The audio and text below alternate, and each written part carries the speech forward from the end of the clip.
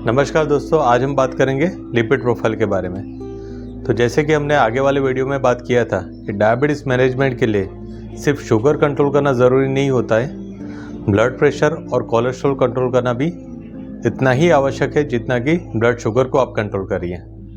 तो कोलेस्ट्रॉल की मात्रा कैसी है वो जानने के लिए ब्लड का रिपोर्ट होता है। तो सभी प्रकार के कोलेस्ट्रॉल हमें चेक करनी चाहिए, जिसको हम लिपिड प्रोफाइल बोलते हैं। तो कोलेस्ट्रॉल को कंट्रोल करना क्यों आवश्यक है? तो जैसे कि आप सब जानते हैं कि डायबिटीज़ वाले सभी पेशेंट में अगर शुगर कंट्रोल रखा ना जाए तो हृदय की नलियों में ब्लॉकेज होने की संभावना बढ़ जाती है, और जिसकी वजह से हृदय से जुड़ी हुई काफ़ी सारी समस्याएं हो सकती हैं।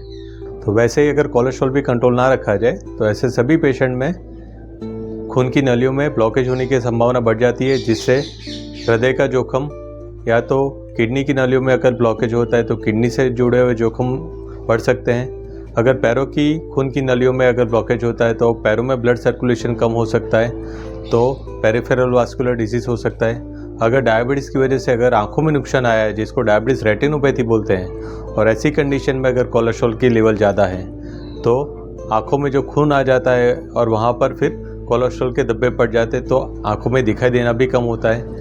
तो ऐसे सभी पेशेंट को शुगर कंट्रोल करने के साथ साथ कोलेस्ट्रॉल भी कंट्रोल करना उतना ही आवश्यक रहता है। तो लिपिड प्रोफाइल की जांच सुबह जल्दी होनी चाहिए। पहले ये माना जाता था कि कोलेस्ट्रॉल की जांच करवाने के लिए 12 घंटे का फास्टिंग होना ज़रूरी है, लेकिन आज की गाइडलाइन के हिसाब से अगर आपने जो भी रात को खाना खाया है, आपके शेड्यूल के हिसाब से आप खाना खाया है, उसके बाद में सुबह में उठकर आप 7 से 8 बजे के आसपास खून का रिपोर्ट दे सकते हैं कोलेस्ट्रॉल चेक करवाने के लिए। तो सीरम कोलेस्ट्रॉल की मात्रा खून में 200 से कम बोली जाती है सामान्य पेशेंट में, लेकिन अगर आपको डायबिटीज़ है तो 170 से कम, 170 से कम ये मात्रा होनी चाहिए। HDL कोलेस्ट्रॉल, जो बॉडी के लिए अच्छा कोलेस्ट्रॉल बोला जाता है, जो खून की नलियों में कोलेस्ट्रॉल को जमा नहीं होने देता है, उसकी मात्रा 40 से ज़्यादा होनी चाहिए। LDL कोलेस्ट्रॉल, जो ख़राब कोलेस्ट्रॉल बोला जाता है, जिसकी वजह से खून की नलियों में ब्लॉकेज होना शुरू हो जाता है, तो उसकी मात्रा सामान्य व्यक्ति में 100 से कम होनी चाहिए। लेकिन अगर आपको डायबिटीज़ है या आपको भविष्य में हार्ट के रिलेटेड जोखिम ज़्यादा है तो उसकी मात्रा 70 से कम होना ज़रूरी होता है। और वैसे ट्राइग्लिसराइड की मात्रा 150 से कम होनी ज़रूरी होती है।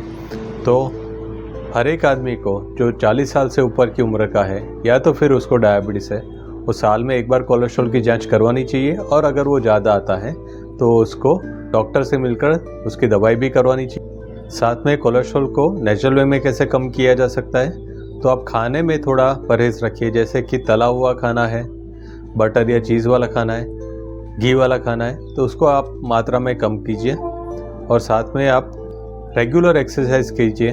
अगर आपका वज़न ज़्यादा है, मोटापन है, तो उसको भी आप कम कर सकते हैं। तो ये सभी प्रकार हैं जिससे आप कोलेस्ट्रॉल का लेवल खून में कम कर सकते हैं। तो याद रखिए कि डायबिटीज़ वाले सभी पेशेंट में मिनिमम साल में एक बार कोलेस्ट्रॉल की जांच होना ज़रूरी है, और अगर वो ज़्यादा आता है तो उसकी दवाई करना भी ज़रूरी है।